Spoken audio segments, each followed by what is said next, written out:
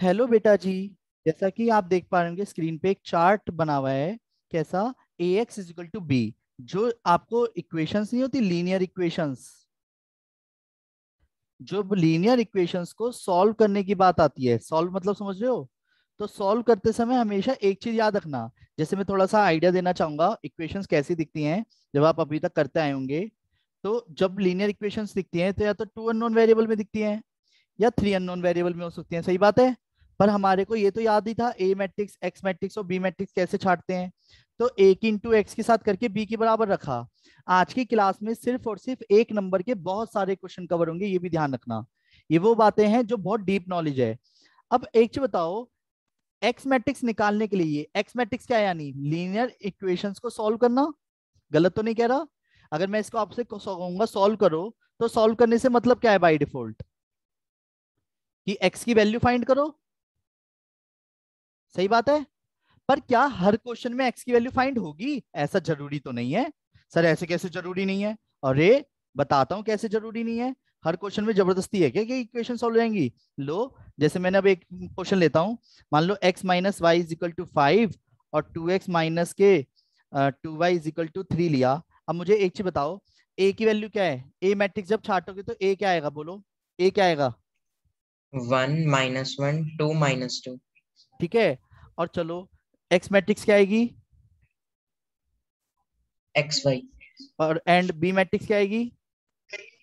5 3। And B matrix क्या आएगी? 5 3।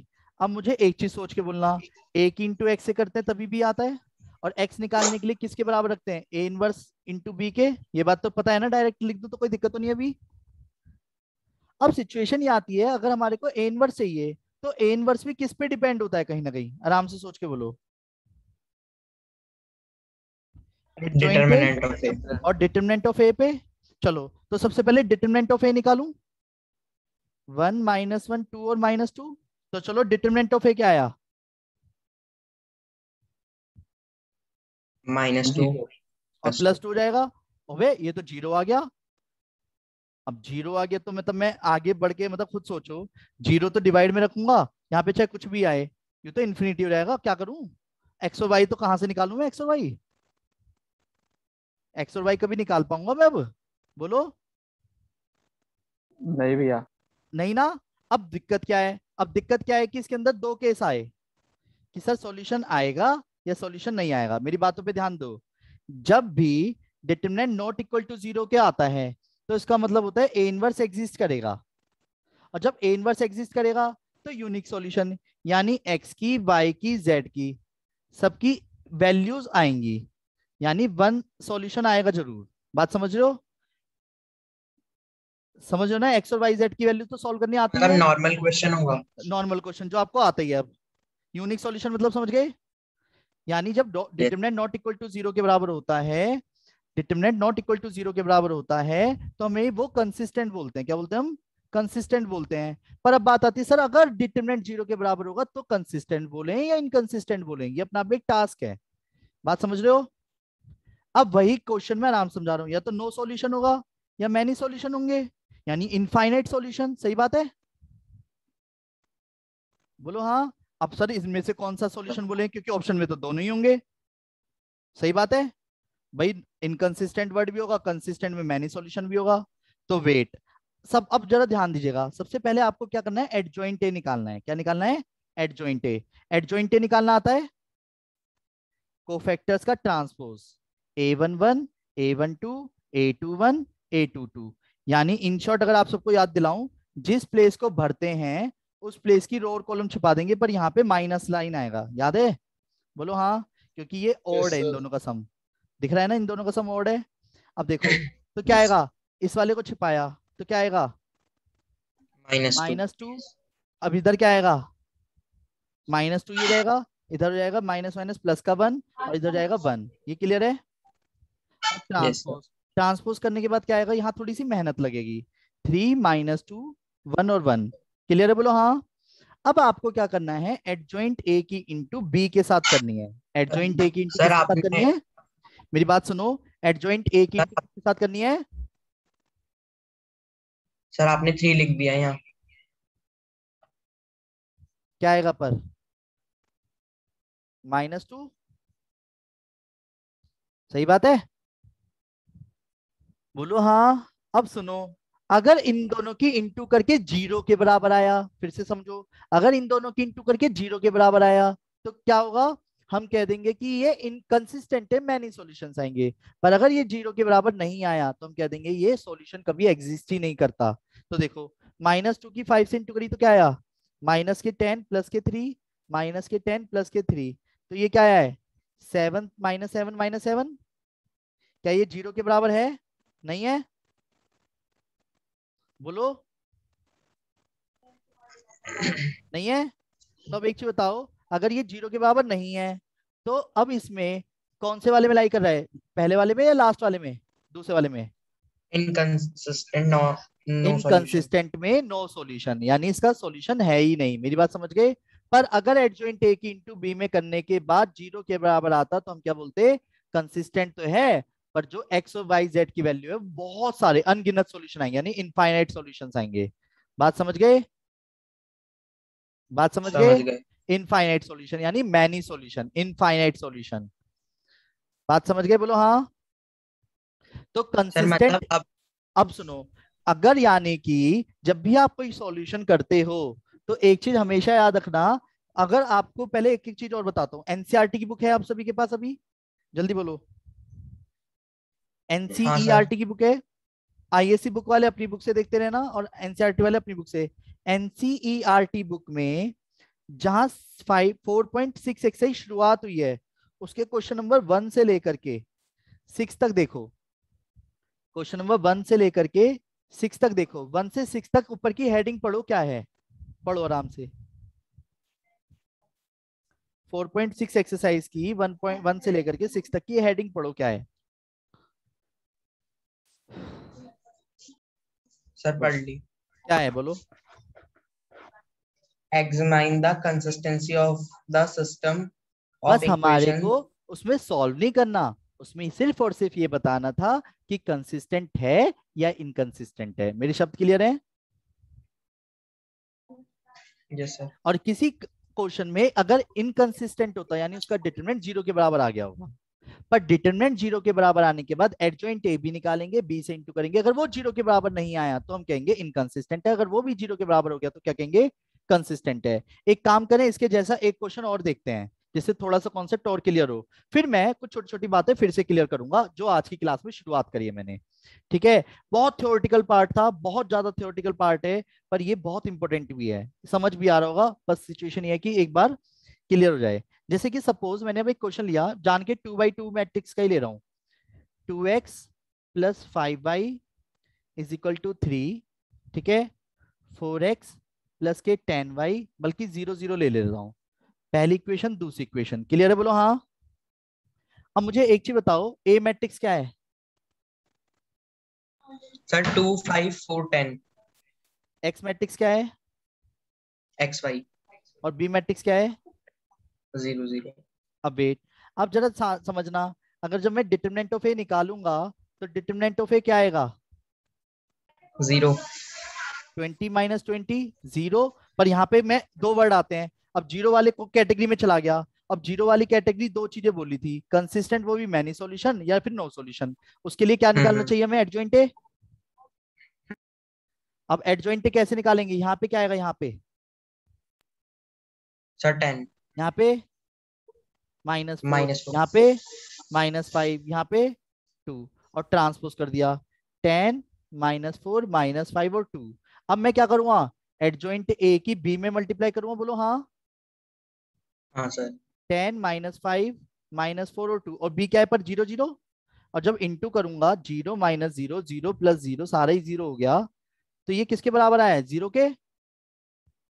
तो अब यहाँ पे सॉल्यूशन क्या बोलूंगा, यानी X Y Z, X Y, X and Y has, X and Y has many solutions, क्या है, मैनी मैनी सॉल्यूशंस हैं, बात समझ गए। इनफिनाइट। हाँ, यानी इनफाइनाइट सॉल्यूशंस हैं, यानी इसे कंसिस्टेंट बोलो इनकंसिस्टेंट बोलो, शब्दों पे ध्यान दो मेरे, इनकंसिस्टेंट। कंसिस्टेंट, कंसिस्टेंट का मतलब होता है आंसर तो आ ही रहा है ना, देखो अब इधर आ जाओ जरा, कंसिस्टेंटी है वर्ड, बेटा ध्यान से समझो इसी चीज को। देखो इसलिए मैंने कहा ना टेबल बनाइए आपके लिए, जिसे आप कभी भी भूलो ना इस चीज को। तो देखो टेबल को ध्यान से देखो, वर्ड क्या दिख रहा है, वर्ड ये रहा। consistent. हाँ कंसिस्टेंट तो ये भी होता है, क्योंकि सॉल्यूशन तो ये भी निकाल रहा है, पर सॉल्यूशन जो आ रहे हैं वो इनफाइनाइट सॉल्यूशन आ रहे हैं, और इसमें जो सॉल्यूशन आ रहे हैं वो इनफाइनाइट सॉल्यूशन आ रहे हैं। ये बात क्लियर है, बोलो हाँ। हाँ सर। तो सुनो, सभी को समझ आया, बोलो हाँ। नो सॉल्यूशन, मैनी सॉल्यूशन या इनफाइनाइट सॉल्यूशन और यूनिक सॉल्यूशन, बात समझ गए? जल्दी बोलो। अब बात आती है, अगर ये चीज यस। क्लियर हो गई है तो सर इसके ऊपर क्यों ना एक नंबर का क्वेश्चन हो जाए। बिल्कुल, एक नंबर का क्या, बहुत 2 नंबर का कर लूंगा, तुमने बड़ी छोटी बात कर दी। अगर आप किसी क्वेश्चन में आपसे बोलता है A has, A is non invertible matrix, क्या बोले, नॉन इन्वर्टिबल मैट्रिक्स बोले, ठीक है। या फिर आपसे बोले A inverse does not exist बोले, या फिर सॉल्यूशन मतलब एक्स वाई वैल्यूज जो होती हैं, सॉल्यूशन हैज मतलब मैनी सॉल्यूशन बोले, शब्द क्लियर कर देता हूं, मैनी सॉल्यूशन बोले, या फिर इनफाइनाइट सॉल्यूशन बोले, है एक ही चीज ये, ठीक है। लीनियर इक्वेशंस में इनफाइनाइट सॉल्यूशन आए, या फिर नो सॉल्यूशन बोले, या फिर ए इज अ सिंगुलर मैट्रिक्स बोले, क्या बोले, सिंगुलर मैट्रिक्स बोले, तो सबका मालिक एक, क्या, इसका मतलब क्या है, Zero. यानी आप तुरंत देखते ही तुरंत क्या लिख दोगे, सो Determinant is determinant of zero. A zero के बराबर है। क्लियर, बोलो हाँ। डिटरमिनेंट जीरो के बराबर है, यानी जैसे कि एग्जांपल के तौर पे अगर मैंने कहा if A is equal to x3 4 5 is non invertible matrix, क्या बोला, non invertible matrix, then find the value of X. तो क्या आप एक्स की वैल्यू फाइंड कर सकते हो, बोलो हाँ। कैसे Yes कर sir. सकते हैं, तो हम Yeah. नॉन इन्वर्टिबल देखते ही माइंड में क्या क्लिक करेगा, Determinant zero. डिटरमिनेंट जीरो, और डिटरमिनेंट करना आता है, बोलो हाँ। हाँ सर. तो क्या आएगा डिटरमिनेंट, 5x - 20, -12. एक्स की वैल्यू क्या आ गई, सॉरी 12, 12. हाँ 12 लिखा है बेटा, ध्यान से देखो। तो एक्स की वैल्यू क्या आएगी, 12/5 आया, समझ, बोलो हाँ। हाँ सर. आया आया आया, जल्दी बोलो हाँ आया। अब सुनो, कुछ छोटी छोटी बातें जो मैं हर किसी को नहीं बताता, प्रॉपर्टी बेस्ड क्वेश्चंस हैं। एक्चुअली डिटरमिनेंट की प्रॉपर्टी के बिहाफ पे बहुत सारे बड़े बड़े क्वेश्चन छोटे हो जाते हैं, जरा ध्यान से समझना। एक तो एक चीज याद रखना, डायरेक्ट डिटरमिनेंट करो या किसी मैट्रिक्स का ट्रांसपोज करके डिटरमिनेंट करो, सेम होता है, याद रखना। डायरेक्ट डिटरमिनेंट करो या किसी मैट्रिक्स का ट्रांसपोज करके डिटरमिनेंट करो, सेम होता है, क्या बोला मैंने, सेम होता है। एग्जाम्पल कर करके दिखाऊंगा हर एक में मैं, ठीक है। मान लो एक ए मैट्रिक्स है 5 4 3 2, जरा फटाफट डिटरमिनेंट करो इसका, क्या आएगा, 10 -2. यानी आंसर क्या आया, -2। चलो अब इसका ट्रांसपोज करते हैं, ट्रांसपोज का मतलब है 5 4 3 2, अब डिटरमिनेंट करो इसका, वही आएगा वो -2. बेटे की जान। यानी कि क्या सीखा आपने, डायरेक्ट डिटरमिनेंट करें या किसी मैट्रिक्स का ट्रांसपोज करके डिटरमिनेंट करें, सेम आंसर आता है, क्या आता है, सेम आंसर आता है। क्लियर है, बोलो हाँ। मतलब अगर आपके सामने अगर उसने किसी क्वेश्चन में ऐसे बोला कि if determinant of A det of A, ऐसे करके बोला डेट ऑफ ए इज 3 और फाइंड करो ट्रांसपोज ए का डिटरमिनेंट, तो आप तो सिर खुजाने बैठ जाओगे। डेट ऑफ ए क्या है, अबे डेट ऑफ ए से मतलब, डेट ऑफ ए से मतलब डिटरमिनेंट ऑफ ए 3 है, फाइंड करो ट्रांसपोज ए का डिटरमिनेंट, तो ट्रांसपोज ए का डिटरमिनेंट भी क्या कहलाएगा, नहीं क्या कहलाएगा, बताओ क्या कहलाएगा, 3। 3। श्योरिटी के साथ लिखोगे पर अब आप, क्लियर, बोलो हाँ। नहीं नहीं आया, नहीं आया, आ गया. आ गया। अब चलो दूसरी प्रॉपर्टी, सभी बड़े भाई और सभी बड़ी बड़ी बहनें ध्यान दीजिएगा, सभी बड़े भाई और सभी बड़ी बड़ी बहनें ध्यान दीजिएगा। अगर किसी क्वेश्चन में क्या किसी क्वेश्चन में कोई कांस्टेंट जब बाहर आता है डिटरमिनेंट में तो के n टाइम्स करके बाहर आता है। मेरे शब्दों पे ध्यान देना, के जो है कितने टाइम्स बाहर आता है, n टाइम्स बाहर आता है, n टाइम्स। और ये n क्या है, where n is order. Sir question समझाओ, बिल्कुल जी बिल्कुल समझाया जाएगा, बहुत इंपॉर्टेंट प्रॉपर्टी है। पहले 3 क्वेश्चन तो रगड़ दूं इसके बिहाफ पे। पहला क्वेश्चन, अगर किसी क्वेश्चन में ऑर्डर दिया गया है 3/3 का तो n क्या हो गया बाय डिफॉल्ट, n हो गया 3। और उसने कहा determinant of a is equal to 5 है, determinant of a is equal to 5 है। और find the value of 4 determinant of a। Question clear है, बोलो हाँ।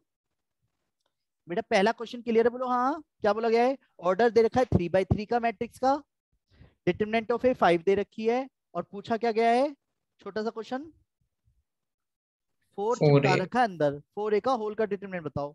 अबे अब सुनो, प्रॉपर्टी के अकॉर्डिंग ये 4 कितने टाइम्स बाहर आएगा, n times। n टाइम्स बाहर आएगा। पहले फॉर्मूले के अकॉर्डिंग n टाइम्स बाहर कर देते हैं, और n का मतलब हमेशा होगा 3 अकॉर्डिंग टू क्वेश्चन। अगर 2/2 का ऑर्डर होता, मेरी बात समझो, अगर 2/2 का ऑर्डर होता तो n की जगह क्या लिखते, 2। बात समझ गए। अगर 3/3 का ऑर्डर है तो n की जगह क्या लिखेंगे, 3. सर ऑर्डर गिवन होगा हमेशा। हाँ हाँ हाँ। अगर ऑर्डर 4/4 है तो n क्या लिखेंगे, बोलो। 4. 4 अगर 5/5 का ऑर्डर है तो n क्या लिखेंगे, 5. 5 तो यहाँ पे n की वैल्यू क्या आएगी, 4. ओ 3. जी। हाँ, और डिटरमिनेंट ऑफ ए क्या है, आंसर क्या आ गया 320। आया समझ, नहीं नहीं आया ना, झूठ मत बोलो, नहीं आया ना। चलो दोबारा से समझो, मुझे पता है आपको नहीं आया है, फिर से सभी नहीं है। ध्यान दीजिएगा। ऑर्डर दे रखा है 3/3 का, डिटरमिनेंट ऑफ ए दे रखी है 5, और फाइंड करना है आपको, find the value of A by, चलो ट्रांसपोज ए का डिटरमिनेंट कर देते हैं, ट्रांसपोज ए वो भी 7 के साथ है, ठीक है। फाइंड करना है तो क्या करोगे, चलो बताओ, 7a का ट्रांसपोज क्या करोगे बताओ। पहले तो कांस्टेंट को डिटरमिनेंट से बाहर लाने के लिए क्या करना होगा मुझे, जल्दी बोलो। 7 की पावर 3। पक्का, ये भैया सही है, बोलो हाँ। ये 7 को जो मैं बाहर खींचूंगा तो कितने टाइम्स बाहर आएगा, प्रॉपर्टी के अकॉर्डिंग रटनी है, समझनी है, जैसे भी है भैया जहन में उतार लो अपने। ये 1 नंबर के क्वेश्चन है, जब आएंगे तो पूछेंगे नहीं आपका अता पता क्या है, वो तो क्वेश्चन ही सर होगा क्या सीधा। बोला आपने? मैंने यूं कहा जब ये क्वेश्चन आएगा ना इस तरीके के, तब तुम मेरे से लड़ने थोड़ी बैठोगे, तब तो बोर्ड एग्जाम चल रहा होगा, इसलिए करते चलो बस अब जितना ज्यादा हो सकता है, ठीक है। ये 1 नंबर के ही क्वेश्चन है बस। 7 7 जब 49, 7 7 जब 49 इंटू 7 कितना आएगा, 343, बोलो हाँ।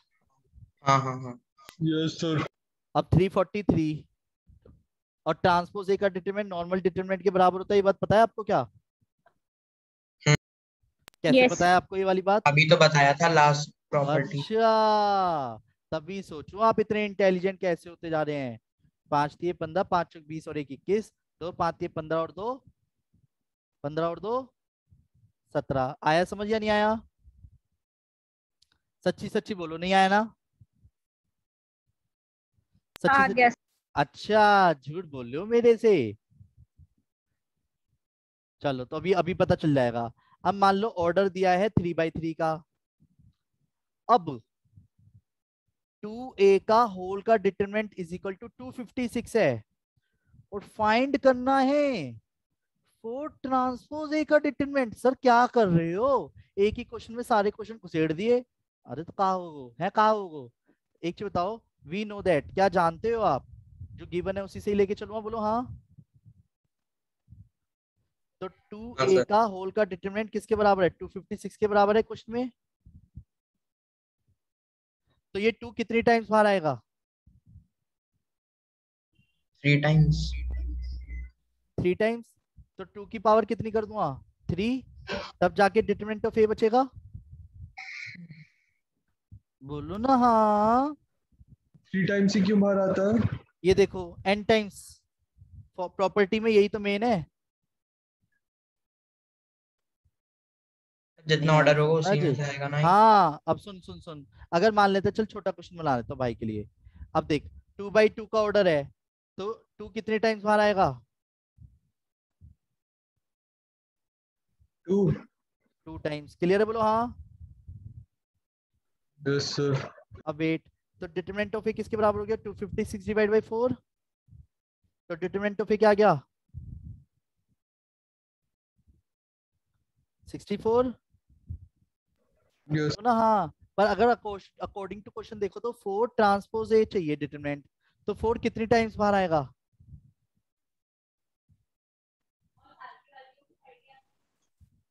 बोलो ना, अब आएगा मजा, अब बोलो ना। अब 64 ही आएगा। अरे नहीं, 4 कितनी टाइम्स बाहर आएगा, बोलो ना। ये कांस्टेंट कितनी टाइम्स बाहर आएगा क्वेश्चन के अकॉर्डिंग? ऑर्डर क्या है? 2। 2. 2 टाइम्स बाहर आ गया, ट्रांसपोज ए का डिटरमिनेंट बचा, बोलो हाँ। और 4 चौक 16 हो गया, और ट्रांसपोज ए का डिटरमिनेंट नॉर्मल डिटरमिनेंट के बराबर होता है 16 इंटू 64। आंसर कितना आ गया? अब ये हमें पता है, ये हमने पहले निकाला उसके बाद रखा, यानी मैंने एक ही क्वेश्चन में दोनों क्वेश्चन कर दिए हैं। क्लियर है? तो 16 64 इंटू 16 कितना होता है?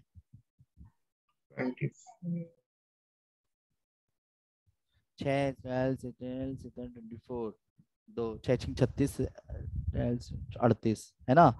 4 और 1 4, 8 और 4 12, 1 54 है ना, 524। 1024 आएगा। 1024 हो जाएगा पक्का? ये टू की पावर, हाँ 1024। 1024, सही बात है। 1024 आया समझ, बोलो हाँ। और वे 3 क्रॉस 2048 आ रहा था। क्या आ रहा था? 2048। नहीं बाबू, 2 की पावर 4 ही है, 2 की पावर 6 ही है, बिल्कुल सही बात है। 2 की पावर 10 हो गया, 1024 ही आएगा। 3 क्रॉस 3 से कह रहा हूँ, अच्छा जो हमने 3 पहले क्रॉस 3 लिखी। से कह रहा है, सॉरी। ये क्लियर है, बोलो हाँ। अरे बोलो हाँ। हाँ अब इनकी Yes. फोटो भेजना। अब सुनो सुनो सुनो, अभी ध्यान से सुनते चलो मेरी बेटा, ध्यान से सुनो, मैं सारी फोटोज भेज दूंगा आपको। फोर्थ प्रॉपर्टी, तीसरी प्रॉपर्टी बहुत इंपॉर्टेंट है, अगर क्लास कंप्लीट हो जाए तो सभी दोबारा ज्वाइन कर लेना, समझ लेना अगले पार्ट में गया ये वाला पार्ट। तीसरी प्रॉपर्टी रेडी, बोलो हाँ। एडजॉइंट ए का होल का डिटरमिनेंट, डिटरमिनेंट ऑफ ए की पावर n-1 होता है, और n का मतलब क्या है? इस ऑर्डर। बेटर होगा कि मैं क्यों ना इसके ऊपर एक एग्जांपल करके दिखाऊं।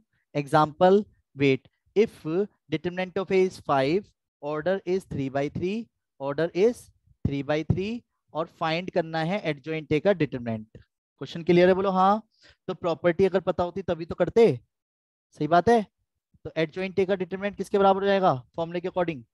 डिटरमिनेंट ए की पावर n-1, और n का मतलब क्या है, जल्दी बोलो, n का मतलब क्या है? 3। ऑर्डर। और डिटरमिनेंट की पावर कितना रहेगा? 2। डन। और ये क्या हो गया? 5 का स्क्वायर। आंसर